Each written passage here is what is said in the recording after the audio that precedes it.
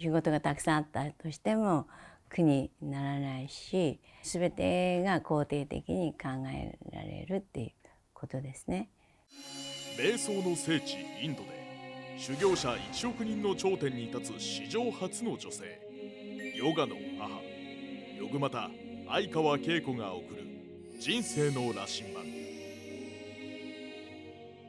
今回のテーマは、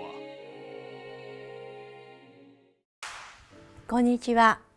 ヨグマタ相川恵子です。今日は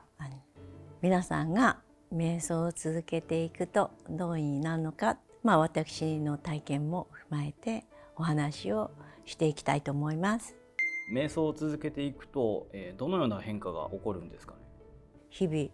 祈りと瞑想を続けていただくということでね、その瞑想の修行を始めていただくのにまず決意をしていただいて、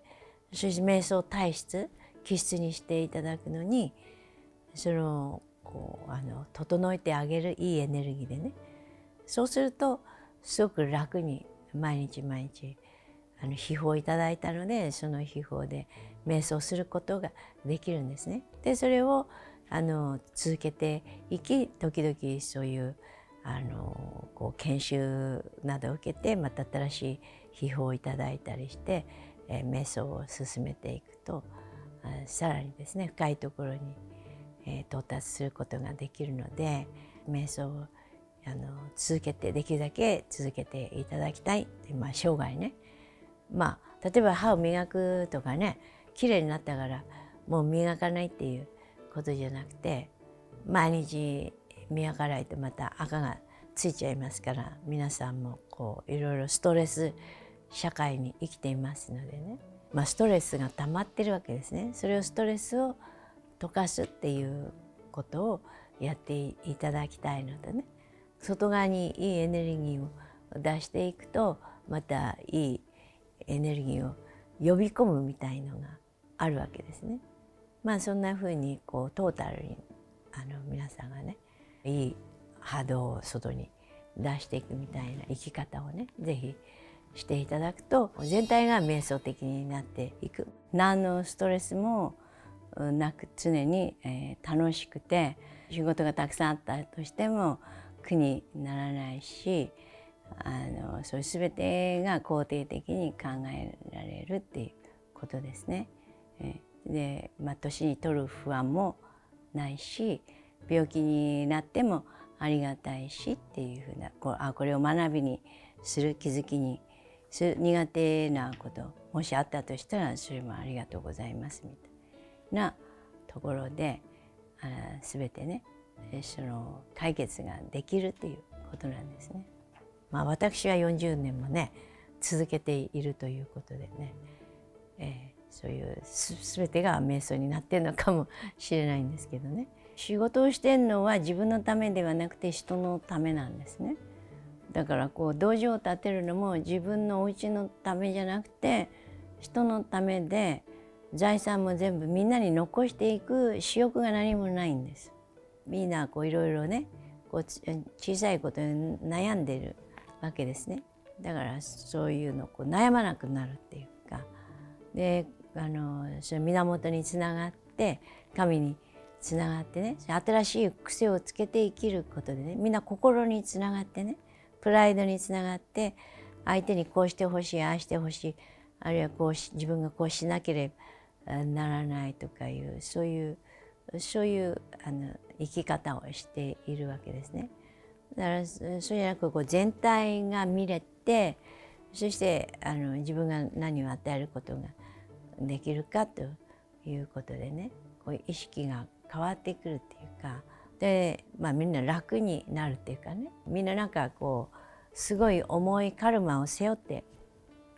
生きているんで、それが自由な人になって、そして病気に対する不安もないし、お金の心配もないし、老後の心配もないっていうか、今に生きるっていうことで自分の才能がどんどん目覚めてきてね、それで何かをしたらその結果が必ず出ると。でやったことがないこともやる力が出てきてやったらばまた結果が出るっていうことで、無限のパワーと無限の英知と無限の才能が開けてくるっていうことなんですね。それは全部やる必要はないんですけれども、私の場合は、自分の修行とともに皆さんのが成長することを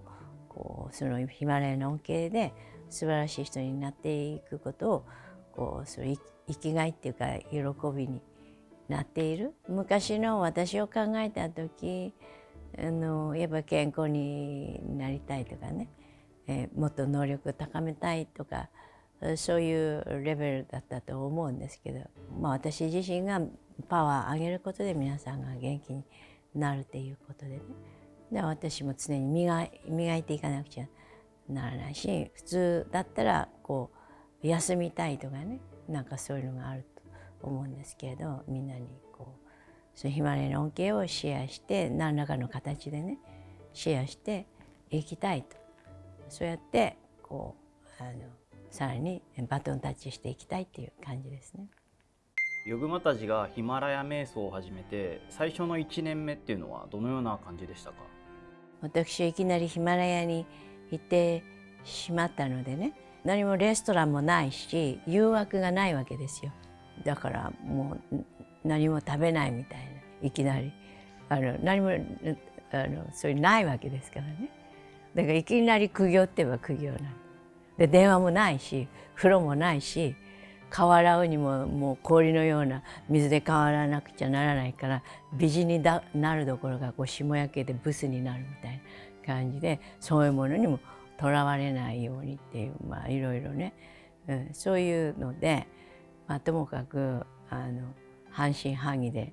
修行してましたのでね、何の悩みもなく、だから下にいると悩むっていうか、誰もいないわけなので何も思うことがないっていうか、もういきなり出家ですから何もないっていうか、そんなところでちょっとみんな持ちすぎているのでちょっとだけうちに来ていただいた時は無心になってくださいって言うんですけど、皆さんには最高の秘宝をあげてますので、もう最高の体験をしていただいて、私はねそんな状況で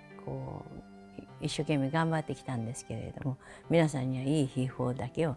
あげていますし、悟りのマスターの祝福があるっていうことが最高なんですよね。だからそういうところで皆さんはそのシャクティパッドをいただいて、でイニシエーションをしてですね、そうやって清めて、で瞑想者に生まれ変わる。すごく社会のうるさい中にいてもすごく整えて、そしていい瞑想ができるようなそういうプログラムで皆さんは進んでいくことができますので、早く本当に結果が出るというかね、私の場合もそうやって環境がねヒマラヤに行っちゃったので、いろいろしがらみがボンと最初から取れてしまいましたのでね、それが良かったのかなって思いますね。真のヨガ、瞑想を通して100万人以上に愛と平和を伝えてきたヨグマタ相川恵子に学ぶヒマラヤシッダー瞑想無料説明会を開催中。 LINE 登録するだけで完全瞑想ガイドをプレゼント。詳しくは概要欄から。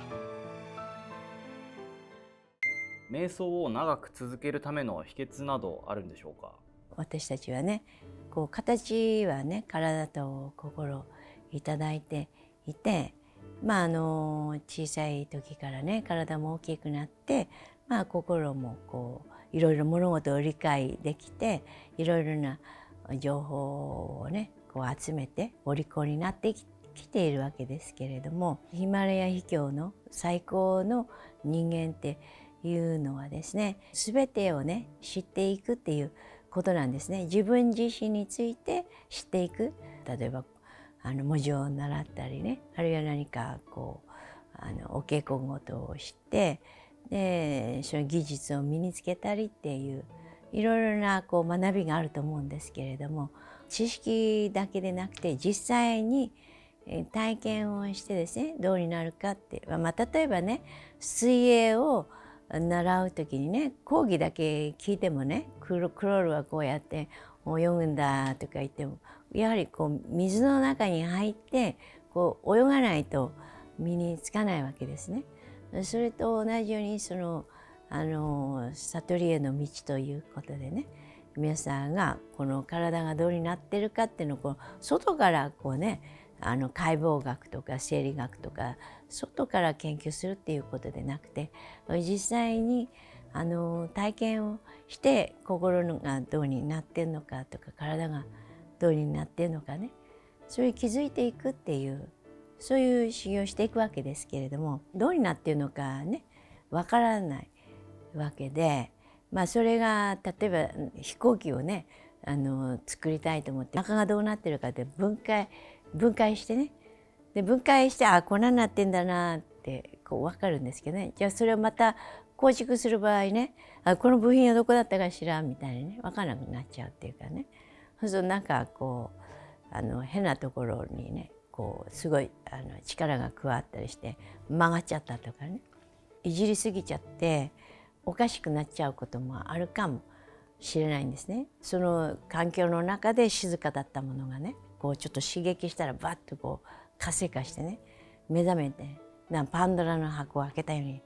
なっちゃうかもしれないし、それをどうやってこうさらにねこう質のいいものに整えるかっていうのね、そういうことをよく体験した先生について、そういう自分の内側がどうになってるのかっていうのをね、質を良くするのにねどうになっているのかってね、あるいはこうお掃除するにしても、例えば自分のお家の中でしたら天井はこの掃除機のね口につけるこういう部品でお掃除するとか、隅はこういう部品でお掃除するとか、波動がねその隅々まで行ったり、例えば深さだったらどの程度の深さ行くのかね、体の中のどの深さの骨まで行ってんのかね、皮膚まで行ってんのか内臓まで行ってんのかみたいなね、あるいはさらにそのもっともっと細かい波動で見えないところにね、そういう形のない世界に行ってんのかとかね、そういうふうなその波動によってねこうどこまで行ってそこをお掃除するかみたいのあるんですね。だからそれをよく熟知した先生について瞑想をやられるといいのかなって、瞑想も、もちろんねどういう瞑想をやるのかっていうのもありますし、その段階を追ってその1年目はこうだとか2年目はこうだとか3年目はこうだとか、あるいは同じことをずっとやるのかね、そういういろいろその時々どういう性格の人はこれをやった方がいいとか、こういう性格の人はこれやった方がいい、一人一人ね体質気質違いますので、あるいは万能のねどれにも合っている基本のものをやるとかいうのもありますしね。でその道に行くのにイニシエーションっていうかね、入門してあなたは一体誰であるのかということで体を清め心を清めね、さあその奥にあるね、そういう本質に向かっていくっていう、本質をこう理解し悟っていくっていうことで、本質に何があるのかっていうところでね、そういうところまで到達していくのにですね、やはりガイドの先生がいた方がいいし、そして励ましてもらわないとできないし、瞑想を続けるにあたってですね、その秘法をね伝授していただくのにぜひですね、良い先生に出会っていただきたいんですね。